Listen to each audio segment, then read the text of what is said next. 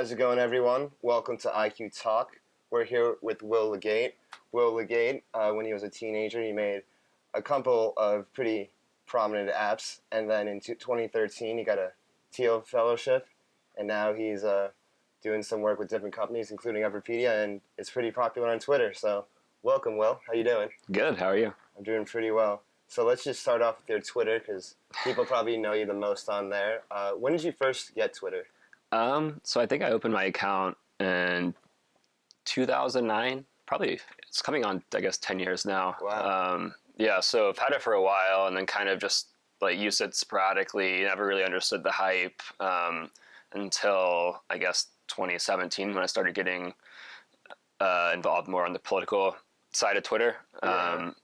So yeah. What motivated you to get involved on the political side? How'd you go from like sporadically using it to becoming a pretty active user? Well, I had like a few thousand followers at the time before I made a single political tweet and responded to something the president had said that I thought was absurd and kind of just had a smart ass reply and was very surprised that like a few minutes later I had a few thousand likes, and I was like, that's kind of cool. So I just kept doing it and kept getting likes, and people started following me, and I was just like why not keep doing this? It was kind of just like, how can I hack this? Yeah, it was entertaining, and then it kind of eventually became a thing where I was like actively like monitoring the metrics and trying to optimize for certain figures and seeing, like, do posts with images or videos work better, and as an engineer, it was like I naturally gravitated towards A/B testing and wanting to kind of optimize everything. Because whenever I saw the president tweet, it's always you under, especially starting 2017, 2018. Yeah. It was really impressive, honestly. I was like, how does he do it? Yeah, there's a lot of, I guess, conspiracies and rumors because of that. Are you working for George Soros? Cannot confirm or deny. No, I'm not. But yeah, no, there's not. There are a few, I guess, tips and tricks you can learn along the way, but it's nothing like secret. Yeah, you basically did all this testing and all this optimizing to see, like, all right, like, what would be the most effective way to get out my message? Yeah, and it's also like a lot of it's just like kind of, I don't want to say social engineering because it sounds like it comes across, I guess, the wrong way, but it's learning like what people respond to, and like what resonates with people. And yeah. So since you started tweeting about this in 2017, have your views kind of evolved kind of past what your followers kind of followed you for in 2017? Do you know what I mean? Like, now do you hold different views than you once did, and sometimes you'll tweet things, get like a lot of, kind of just feedback, like hate. Or, yeah. I mean, I've always had people that were like being political online, you're going to have people like that are critical of whatever you say. Yeah. So that's not new. In terms of like my views changing, they definitely changed over time. I don't know if it's like nothing too substantial. I think the biggest difference between 2017 and now is like kind of back then, and even going into 2018 and even today a little bit, you can go a long way in terms of like growing a following, just like kind of trolling Trump and kind of being, I guess, against something. But we're transitioning politically into a time where, I think the people on the left want to be for something. Like when we've started approaching the 2020 elections, and I've kind of made a I guess, concerted effort to not be as much like just like trolling Trump and trying to advocate for certain things that I actually like want to push for, which naturally. What are some of those things? So gun safety reform is be like one issue. I think things like UBI, and the rise of automation, that needs to be something that is made. We have Andrew Yang. Yeah. I mean, that's what drew me to Yang's campaign. I was saying back in 2017, that it's not China that's taking people's jobs, it's automation, and people like just were saying that I'm crazy, and especially a lot of Trump supporters were just calling me all these names, and now a lot of them are actually like supporting Yang, which is funny. But Yeah. What I like about Yang is how forward thinking he is. He sees these problems coming in the future, such as automation, and he even released something about cryptocurrency recently, and yeah, how he'd have crypto guidelines, and how he wanted it to do something similar to what Wyoming does. And I hope how Bernie in his campaign in 2016, a lot of the issues that he brought up, they weren't issues at the time for Democrats, and now all those issues are like yeah, all part of their mainstream. platform. It's Yeah, really amazing how fast that happened. yeah, yeah. I mean, that's a great point, honestly. And you can like whatever your feelings are on Bernie, like it is very true that like his platform in 2016 is basically what the Democratic platform is now. Yeah. Which is kind of crazy to watch. So we'll see what happens Yeah. with Yang, and if I'm sure he's kind of smirking in the back. He was like, "Wow, like all these years of advocating." yeah, Because I remember I used to work in Congress, and I remember reading about Bernie, and how he would push his kind of like agenda is he would put like small, what's the word I'm looking for, like things into bills, like yeah. I know I can't think of the name. Yeah. like just like little things at a time. And Yeah. like he's actually like a pretty good politician, pretty strategic. He'll make compromises and whatnot. He's been really effective in his like 25, 30 years in Congress. Yeah. People think of him as an outsider, but he's been in it for a while. Yeah, and he is the most liked politician, I believe, right now in the country, polling the highest. So, yeah, it'll be interesting to see what happens with the primaries and the debates. Yeah, the memes that will come out of it. Yeah, and the memes. Yeah, so. I mean, right now you definitely see Andrew Yang and Bernie polling doing pretty well in that respect. Yeah, I think that Yang is it's a double-edged sword, I guess. I think a lot of the memes right now are actually hurting his support on the left because they see it's a lot of like the Pepe imagery and like alt-right imagery just kind of repackaged for Yang in some of the cases at least. And I think people are seeing that and are just immediately associating that with like I guess the people that used to like make these Trump memes like are now making the Yang memes because they're kind of disillusioned with Trump. But what specifically has been like so bad about the memes? All I've seen is like secure the bag and Yang Gang. Yeah, I mean, I haven't seen anything. I've seen a few that are, I guess, not super tasteful, but for the most part, the things I've seen have been pretty much fine. I think. Yeah, they've been fine overall. So. I think it's more a case of stigma, basically. Yeah, I think it's more of like a stigma, and then people just like most people don't have time to like understand. Like if you're not part of like this culture, and you already associate like Pepe with like alt-right, and then you start seeing Pepe and Yang, you just immediately question these people's motives. Quickly make conclusions because they only have so much attention to give to something. Like yeah. I feel like with me and you, I like to think that we live on the internet, so we see things how they actually are and kind of see the full picture of things. Well, a lot of people don't live on the internet, and they only can see like images here and there, so they just make quick associations such as untrue. Yeah. I feel like that's a problem with just social media in general because there's so much misleading information that people go to foregone conclusions that just aren't true. Yeah, for sure. Yeah. And people just naturally gravitate towards others that kind of affirm their pre-existing beliefs, and it ends up being an echo chamber, basically. How do we stop that? How do we get people to more invite opposing views? How do we encourage that more? Or how can Twitter or Facebook encourage that more? I think part of it has to happen on a platform level. So like right now, if you you join Twitter and you follow a few accounts and you start tweeting some things and you follow some more accounts, and eventually basically they're going to have this pretty solid very a profile on you with a lot of data basically, and they understand who you are very, very well. And right now what they do is they take that profile they have of you with all their data, and they show you people that are very similar to you. So it's like finding the people closest to you on this like graph, right? This social graph. And that works great for finding people that you might not know who have similar interests. What if they give an option where you can kind of control your own algorithm and you can like adjust, like I want opposing views? That would be pretty cool. Yeah, I mean, I think something like that needs to happen. I think just even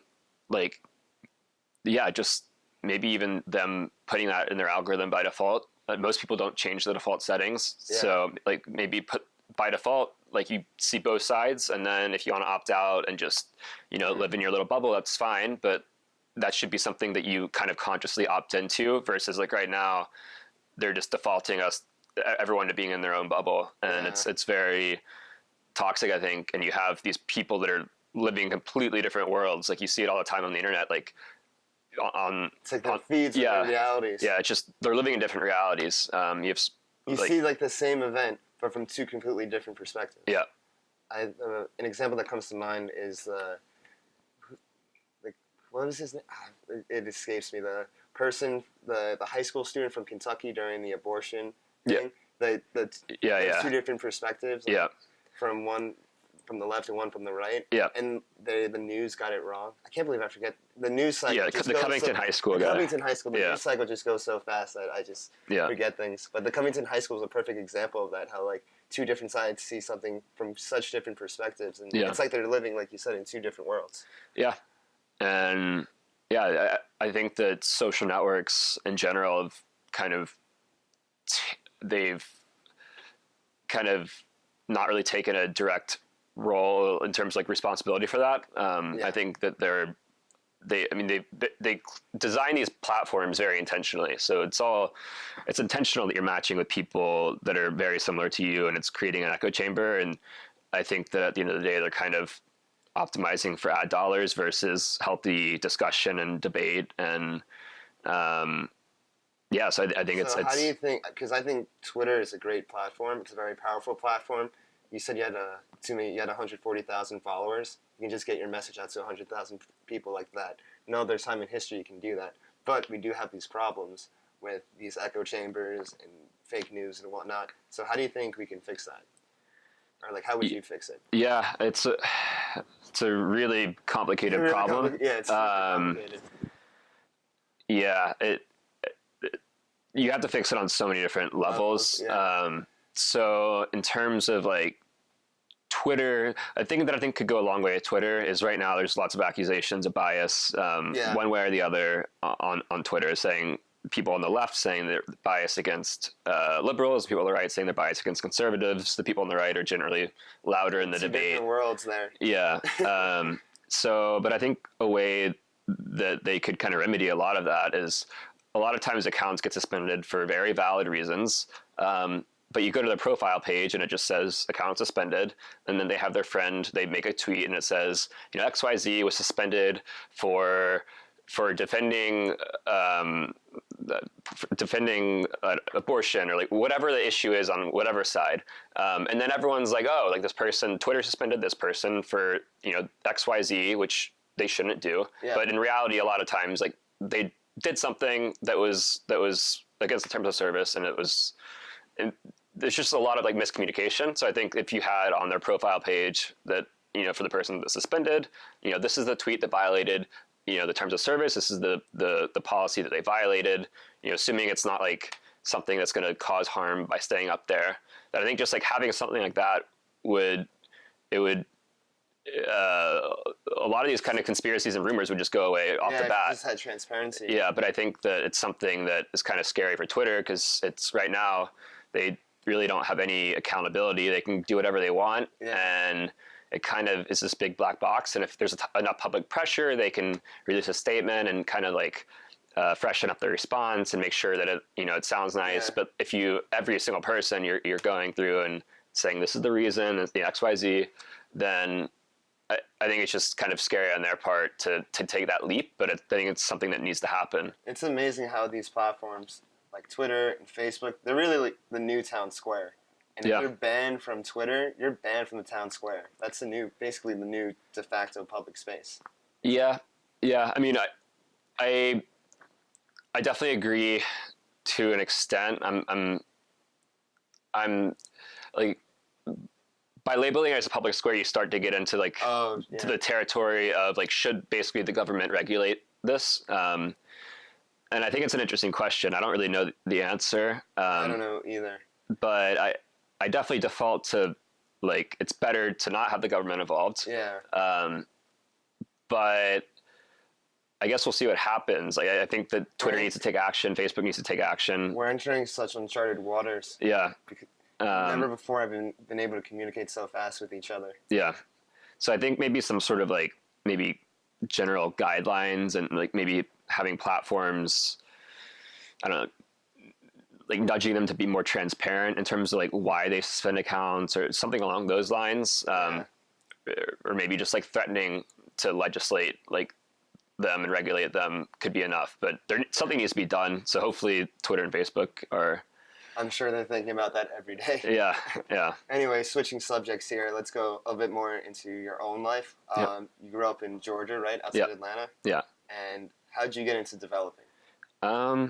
So the first thing I ever coded was a website for kind of just like a personal family website when I was in 5th grade, and I just thought it'd be cool to teach myself how to code. Was always on the computer since I was like very young, got one for Christmas, and just loved playing with it. So made a, early 2000s era website with the flashing like rainbow colored background and like the marquee text scrolling across the screen and like JavaScript flashing images. And so that was kind of my first, like, I guess, dabble into development. And then you went down a rabbit hole. I was like, oh, what's the next thing I can make? Yeah. So, I mean, that got me interested really interested in the tech space in general. And then... Who are some of your influences? So, I mean, back then I was always obsessed with Apple. I thought it was a really cool company and, didn't have any Apple products at the time, but always wanted, a MacBook, and they didn't even have the iPhone at the time, but like an iPod, and just thought it was a really cool company. And Steve Jobs was someone that I looked up to for a long time. And yeah, I was supposed to actually attend it would have been his last keynote, but was denied. I had purchased my ticket to the Apple's developer conference.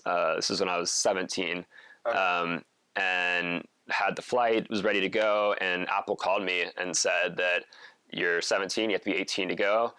And so we're refunding your ticket. And then the next year they started accepting any age. So it was just like it was really annoying. But yeah, so Steve Jobs was kind of growing up the person I looked up to. And then I received an iPhone in 7th grade. And then you started coding apps and stuff. I just thought it'd be cool to make an app. Had no idea how involved it was and how like just disgusting Objective-C is to work with. It's just not, it's not a fun first programming language. Like I guess not including HTML. But yeah, I think if I knew like how much, I thought it'd be kind of like dragging and dropping, like you're making a PowerPoint presentation. And I think if I knew like how much, like what I was getting into, it probably would have like deterred me at the time potentially. But I'm glad that I didn't, because I just kind of kept going and was like, I'll figure it out. And that's the mindset to have. Just like one step at a time. I'm just gonna figure it out. There's a problem, and I find a solution. Yeah. And so you were a Teal Fellow in 2013. So how did you get that? Yeah. So taught myself programming, or made my first app when I was in 7th grade, and basically from then on ended up releasing a dozen or 24 by the time I graduated. What are some of the most popular apps you made? Yeah, so Fake a Text was the most popular. So basically, for those of you who I guess weren't a teenager, like in I guess 5-10 years ago, what Fake a Text was, it allowed you to simulate a text message on your phone as if it was coming from anyone. So people would use it for a variety of purposes, none of which like I made the app, and what people do with it is out of my control. Yeah, people got creative. So some people use it to get out of class, having their mom say there's a family emergency, or a lot of teenage girls would have like Justin Bieber texting them and like showing their friends and making them jealous. And this is when you were in high school, so this is like 2009 to 2012, 2013. Yeah, I think I probably released the first version. It might have been when I was in middle school, actually. If not, it was like first year of high school, probably. I have a kind of off-topic question. Yeah. We were born the same year, 1994. Do you consider yourself more millennial or more Generation Z, or a little bit of both? I mean, I'm definitely always like growing up, I was kind of referred to as a millennial. So, and I think technically I am a millennial. I'm like right on the cutoff. I think if it was like, yeah, if I was a couple of months earlier, I'd be like technically Gen Z. But I think I definitely affiliate more with millennials. Yeah. I guess I'm getting old now. Yeah, millennials are no longer like this young teenage group. I don't Now it's Gen Z, the Yeah. Zoomers. I feel like I'm both personally. Yeah. And I became more towards Generation Z as I got more and more on the internet and saw the trends and hopped on some Yeah. trends.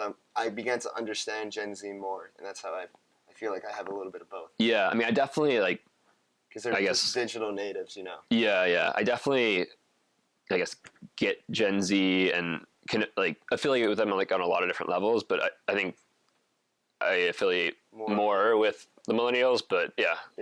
It's not like a black and white thing. I feel like the advantage of being born in '94, you can kind of see both sides. Yeah, yeah. We were lucky to grow up as '90s kids in some sense, but also we kind of saw this development of everyone having a cell phone and all these things that are just so essential to being Gen Z. Yeah, yeah. We remember a world without cell phones, but I think that's what makes us millennials. I think that's cool. That's so cool, though. Yeah, I mean, I remember thinking a time when like the Razr flip phone was the coolest thing going, and there's like the chocolate and like Blackberries and just like all these different things that you look at it now, and it's like. I remember the Razr craze. I actually jumped when I was in middle school. I jumped in a pool with my Razr. I had a blue Razr. Oh, man. Ruined it, and so my mom gave me her pink Razr. And so I was walking around being the coolest kid in school with my pink Razr. Yeah. Yeah, good times. But I remember everyone had a Blackberry, and I felt so left out because I didn't. Yeah. I had a black Shack from Samsung. Like, what am I doing with this? Yeah. And then the iPhone just came in. The iPhone came in and blew it all away. Yeah. And then there really hasn't been something like the iPhone since, like some like huge innovation and like that. Yeah, I think the next thing is going to be like VR and AR and like that kind of space. I don't know if you've tried like the Microsoft HoloLens or any of the. I've tried the HTC Vive before. Is that VR? Or? Yeah, it's VR. Okay, yeah. AR is like I've tried like a few of the VR things, absolutely insane.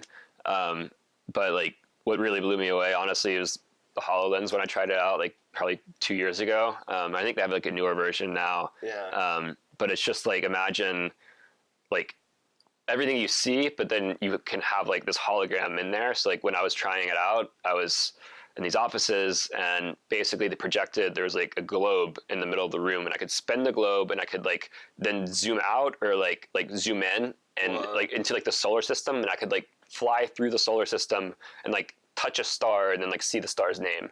But they have like all kinds of crazy like. Imagine once like becomes commonplace. Yeah, that's gonna change the way we interact with each other. Yeah, they already have like like certain industries like professionals in them are already using it day to day. Like you have people at like Disney and the animation studios, and they basically use this, and they will design 3D characters on their desk. So they have like a hologram of their character. I didn't even realize that. Yeah, and they can see it on their desk and like move it around and then like draw on their little pad over here. It goes into the computer and then it just updates the hologram like in real time. Like magic. Yeah, it feels like when I tried it on, I had very low expectations, and because I tried on like Google Glass several years ago, and it was just very underwhelming. So I was kind of like expecting something like that, and it was just, I was like, this is insane. Yeah. So I can't imagine once you have that integrated into like a contact lens. An AR VR app in the future if you get the chance. I mean, definitely, yeah. I think the space as a whole is still pretty early. I think like right now the Googles and the Amazons are being developed. I think in the AR space, like the future mega players are like they're building these platforms right now, but like unless you're really like building this core infrastructure, it's pretty early. So yeah, I think blockchain is something that's a little bit more developed. We'll see like results in the near future. Let's get into that. So along with your other projects, you're actually working with Everpedia on Predict. Yeah. Can you go into, so what is Predict? Yeah, so Predict is a decentralized prediction market. Yeah. So the idea is anyone can create a market about anything. So they use the IQ token to create a market? Yeah, so right now you can actually use IQ or EOS. So we're not launched yet. We're doing a private beta right now. We'll have a public beta probably within a week or so, and then hopefully the production full version ready to go by the, I guess, 2-3 weeks or so. Sweet. That's really soon. Yeah, coming up fast. But yeah, so anyone can create a market. So like, for example, like, will the price of EOS be above or below $5.50 on this certain date? I create that market. I specify a resolver. So the resolver is a trusted entity, or like it can be like literally a piece of code on the blockchain. Yeah. And basically that resolver, when the market's up, like when the time's up, they basically determine the winner, and then people get paid out. So you buy the shares. The price is 0 to 1. So there's an order book. Yeah, so there's an order book, like any market basically, and each share in the market costs between 0 and 1 of whatever like currency you're using. So it can be IQ or EOS right now, and then basically when the market's over, if the choice you chose is the outcome, then you get paid out 1 for every share. Okay. So if you buy the share at, maybe like a yes share at 0.1 EOS each, and then, at the end, that's correct, you get 1 EOS. So how does Predix compare to Augur on Ethereum? Yeah, so Augur, well, one, you kind of just mentioned, Augur is Ethereum based, which has its own kind of, I think, drawbacks on its own. You have longer transaction times and higher transaction costs, and EOS is just a better ecosystem overall to develop. It's kind of like a real-time, low transaction cost prediction market. Augur also has a lot of issues with people gaming the system. So the way the resolutions work, it's very complicated, kind of behind the scenes, very map-based. No one really, like, most end users don't understand how the market resolution process works. And it's led to people basically creating markets that the outcome of the market is actually different than what it really is in real life, and people get scammed. And then also, it just is not very, it doesn't work really at all. Like, I had downloaded their desktop app the other day trying to play around with it, and it took over a day to even synchronize the blockchain, which is like insane for like, if you want to, place a bet on, some future thing occurring, you don't want to wait a day to sync. And like, it's just no one has time for that. Yeah, the whole user experience is really, it's like you have to be a hardcore like blockchain user to even like place a bet on Augur right now. And we want to eliminate all of that and eliminate as much friction as possible, basically, where anyone can get started and can. So what do you think are the keys to increase user adoption, to get like the average person to use Predix? So, I mean, one is just making the site functional and easy to use, like any other website. So there shouldn't be a barrier to entry for people who aren't really experienced with cryptocurrency in general. So we're looking at a variety of different ways to I guess, lower the barrier to entry in that respect. You want to make it seem like they're not using a blockchain product. That's how. I mean, the blockchain is like that's basically, like, I think of it as like the servers that are kind of powering. People don't think about it when they're using it. Yeah, like, you shouldn't have to think about it. It's kind of what's on the back end, and developers and could build off of that and build other clients to use your core ecosystem. But the idea is the user shouldn't really have to worry about that, or like whatever the extent that they do have to worry about it should be as minimal as possible. So we're basically, right now it's set up so if you have an EOS account and you have it connected to Scatter, which I imagine anyone holding EOS right now does, we're looking into alternatives as well, even if you don't have Scatter or any EOS. You can get people that don't have Scatter. Yeah, so there's a few like regulatory issues that we're dealing with there. It's like we can't like directly sell cryptocurrency. So there's different, like, I guess, legal like annoyances that you have to deal with in terms of, like, basically. What was that? I said it's a dance trying to balance out. Yeah. So you kind of have to, it's all kind of a balancing act. So we want to make it as easy as possible, but obviously have to stay within the confines of the law. So it's yeah, it's a balancing act, but I think we have a superior solution to anything that's out there right now in terms of definitely EOS, and I think we're coming for Augur pretty quickly. Yeah. They've been developing, I think, Augur for 2+ years now. It's been a decent while. We've been doing Predict for about a month, and I mean, so obviously we're starting kind of from behind, but Yeah, I think one of the main differences. Oh, sorry, I cut you off there. no, go ahead. Yeah, I think one of the main differences between Augur and IQ is that Augur is just for Augur, while IQ is basically setting itself up to be the foundation of a knowledge economy. You have Everpedia, you have Predict, you have all these different apps in development, dApps in development like CryptoCora. I can see a feature where they have like crypto peer review potentially. I think that could be a good idea. Right. Who knows? Anybody can go develop on it. It's open source. So, what did you see in Everpedia and in EOS, and why did you decide to work on those platforms? Yeah, well, I mean, you kind of touched on it in terms of Everpedia / like the IQ token. Yeah. I think what's interesting with that is, well, I'll take a step back. So EOS is interesting, I think, because it's a blockchain that the average user, that you can build apps that the average user can actually use. So like Ethereum, like most people, I mean, one, like your account name like is the public key of some, like it's some long string. It's impossible. You can't remember it. To send a transaction, so like if you're going to build a social networking app, to send a transaction, it costs a prohibitive amount to build any sort of like real-time consumer application that's not directly like really like monetarily tied. Yeah. So like an exchange or something.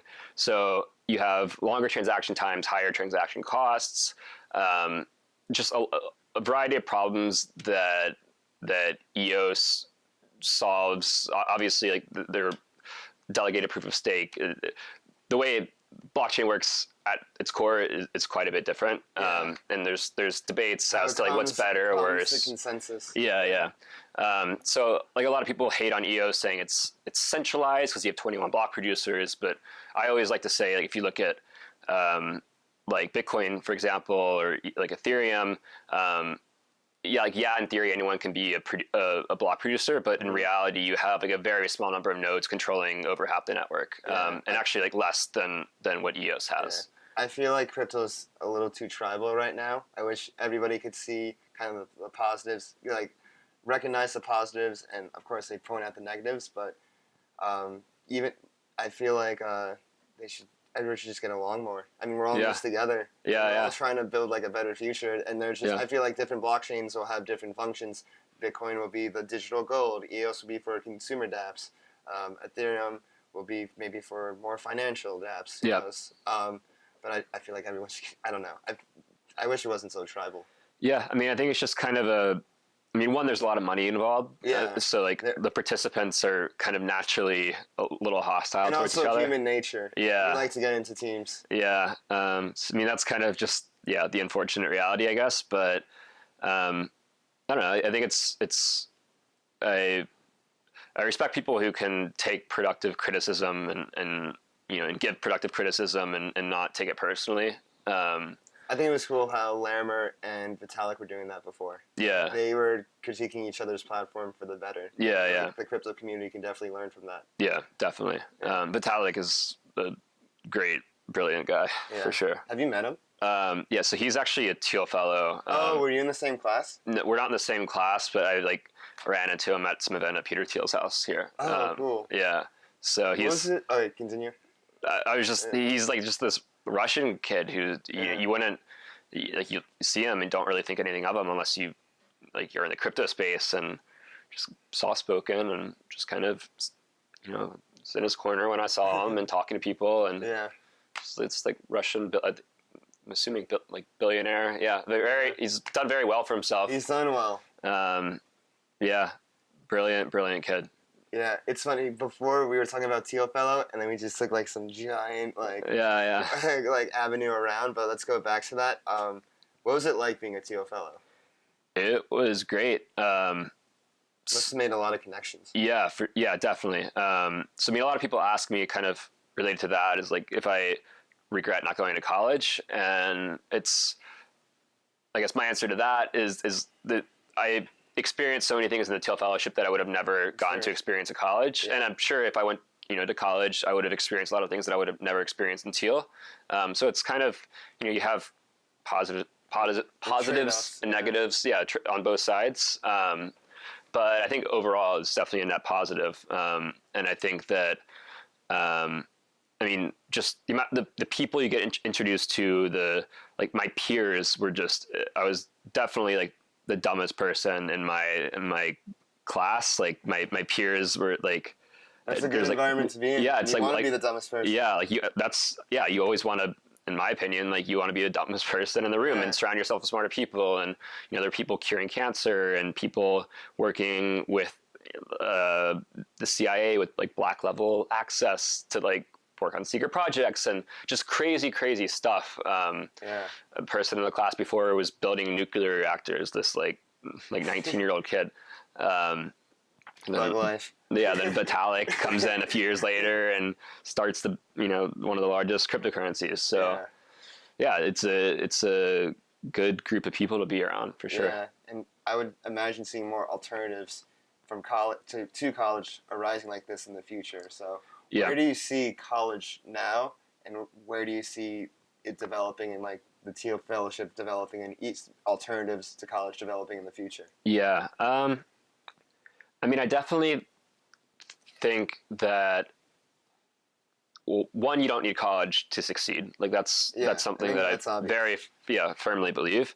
I think that right now a lot of the issue with higher education has to do with just tuition costs and basically schools being able to increase rates to whatever they want. And students just drown in debt, and they're told you have to go to college. Yeah, and they're told you have to go to college.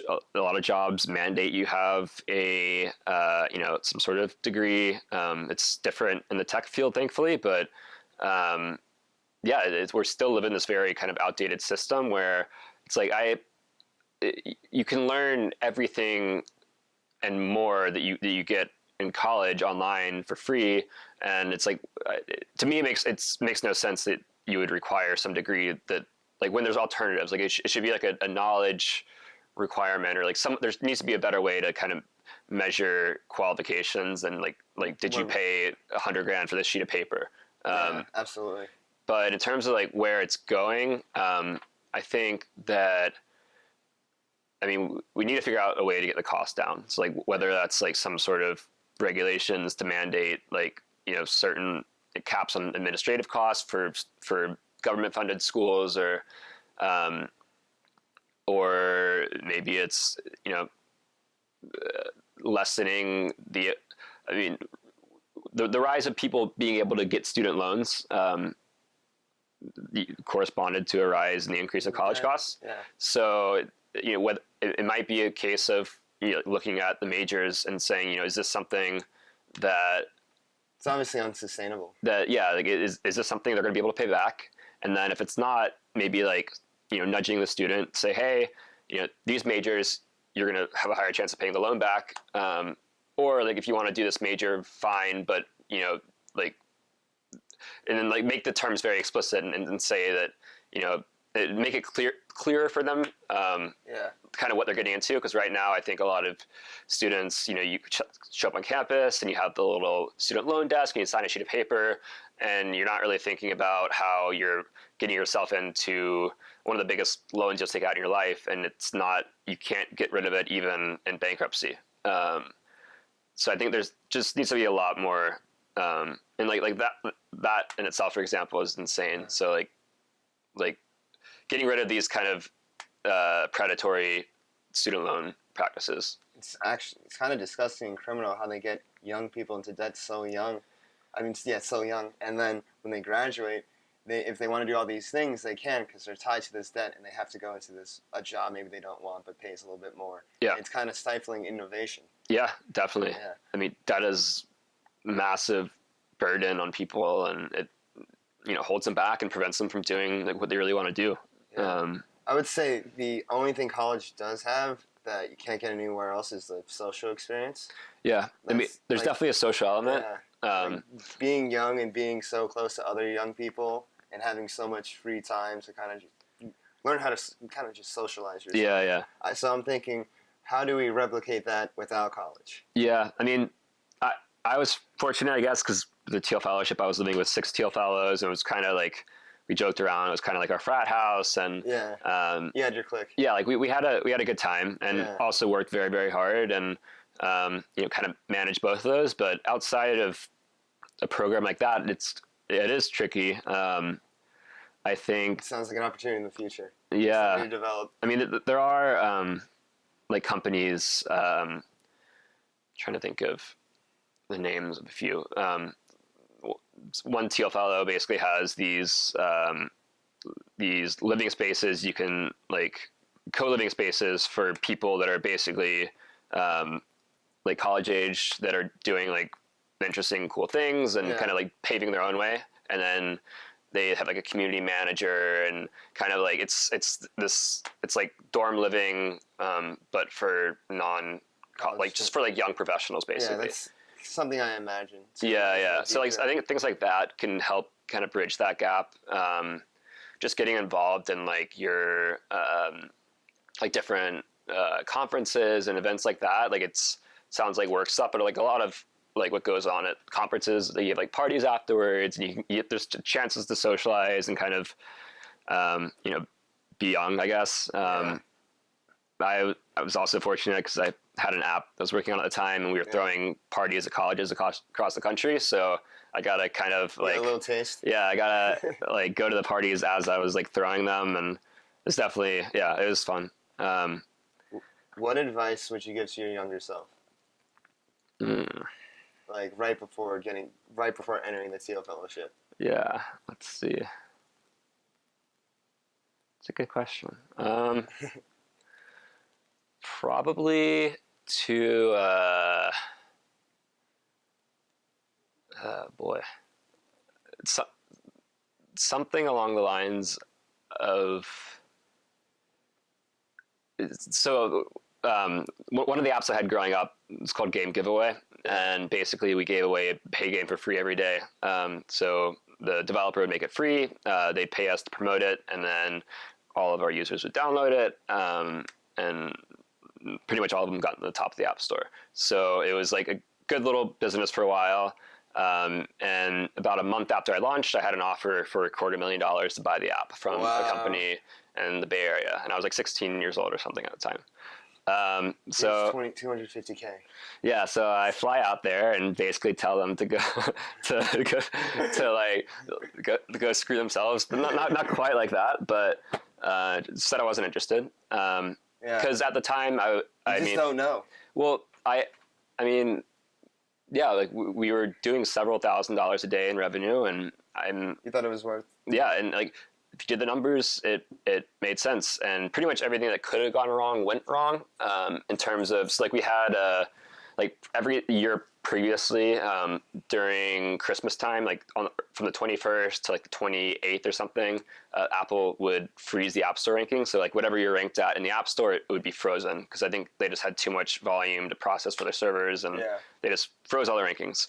So with Game Giveaway, this is like back in December when I got the offer, I'm gonna say no. I'm gonna promote it. It's gonna get the top 25 of the App Store. It'll be frozen there for like a week during Christmas time, which like the sales like 5x, get a couple million more downloads, and like everything is just gonna like it'll grow even more, and everything will be happy and whatnot. Just assumed it would happen. Yeah. So I guess I wasn't really thinking that everyone else had the same idea. So I, set aside like 25K or something that I had earned from some of the revenue from the app, and was like was going to promote it on paid advertising, and ended up spending over twice that because it cost more than I expected to get to, because everyone else, it was the holiday season, so everyone else is bidding higher. Oh, okay.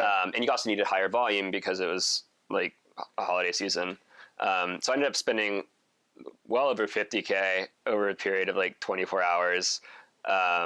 And it got to like the top 75. I was hoping to get to the top 25. Yeah. And then comes like midnight, and I'm like, okay, the rankings are supposed to freeze now. At least, you know, I didn't get to 25, but you know, I can probably get like 25,000 downloads a day. Like it'll still like make sense financially, and they don't freeze the rankings that year. So wow. So you know, it's like 75, and then like I stop promoting it, and it goes down, down, down. Oh. And my heart kind of sinks, and I'm like this is not good. And yeah, so and then the company we'd used previously to market us, they actually started say us, like I had hired a few people to work for like under me basically at the time, and one of the companies we used to promote the app initially started viewing us as a competitor because we were actually stealing their customers, because they were charging like maybe $10,000 to do like a top 25 app store promotion, and I was charging maybe half of that. So basically I was taking their customers, and they just said, we're not going to promote you anymore at all, unless you give us like half the company, and they wanted like all these terms, and I'm like, no. Vultures. Yeah, so I lost that, and then that promotion didn't go so well. So I guess going back to your question, the advice, like I need to think of a catchy way to say this, but like I guess when times are good, you know, even though it might not be something that is like might make the most sense like financially, whatever, like it's kind of an insurance policy almost to just say like, I'll take this offer. It might not be quite like what you want, quite what I want, but it's hard though, because like you know, if they took their acquisition offers early on, like it's hard to know like what, you know, like when. I think you need to have a long-term vision and goal, and Zuckerberg had that with Facebook. Yeah, definitely. And then also not relying your entire business model on like a few things working out. So I mean, that was just like kind of me being young and dumb, and so I learned a $250,000 lesson. You don't realize how life comes in waves. Like when times are good, so you have to kind of think about like, okay, what happens if they aren't so good? You have to anticipate like the bad times coming. Yeah. And when you're young, you don't think about that. Yeah. And as you get older, you're just like, okay, how do I properly prepare for those times? Yeah. And if there's a good offer, like, should I take it? Should I not take it? Do I have a long-term vision for this? Or is it just going to be like this one lane? Yeah. Yeah. The markets aren't always good. Like there's other factors, like with Game Giveaway, it was kind of just like the promotion stuff that was kind of, I guess, got funky, but like markets as a whole can have a major influence on business, like acquisitions, and, like when times are good, it's you definitely you don't want to like over leverage yourself, and you know, maybe it's time to cash out a bit and start something new, or just sit back and kind of like wait for another opportunity to come up and go take a vacation. Yeah, go to Brazil. Yeah. Anyways, so, let's wrap this up. You want to give your socials out? So at William LeGate on Twitter, at LeGate on Instagram, and I think it's /WLeGate on Facebook, but I don't really use Facebook, so probably Twitter or Instagram. Word. All right, it was great having you. Yeah, of course. Thanks for having me. Thank you. IQ Talk.